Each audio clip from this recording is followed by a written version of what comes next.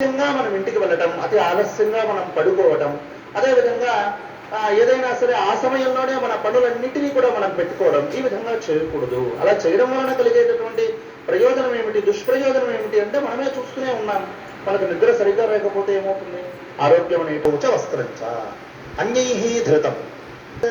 ధరింపబడినటువంటి వస్త్రములు ఏవైతే ఉన్నాయో, ఒక షర్ట్ కావచ్చు, ఒక ప్యాంటు కావచ్చు, లేదా ఒక ధోతి కావచ్చు, పంచాకండువ కావచ్చు, ఏదైనానూ కూడా ఇలా కట్టబడినటువంటి వస్త్రము ఇంకొకరు దానిని ధరించకూడదు. అలా ధరించినట్లయితే వారికి కూడా ఆయుష్ అనేటటువంటిది క్షీణిస్తుంది అని శాస్త్రం చెబుతోంది. వస్త్రములను ధరించకూడదు. చేయాలి అంటే ఒక చెంబుతో నీరు తీసుకొని చేతితో బాగా ఆ పాదాలని కడుక్కోవాలి, నీట్గా కడుక్కోవాలి. ఉంది కదా అని చెప్పి ఈ పాదంతో ఈ పాదమును మనం ఇలా ఇలా ఇలా ఇలా ఇలా రుద్దేస్తే ఆ క్షణానికి మాలిన్యం పోతే పాద ప్రక్షాళన చేసేటప్పుడు చేత్తో బాగా కడుక్కోవాలి. పాదముతో పాదము కడుక్కోకూడదు.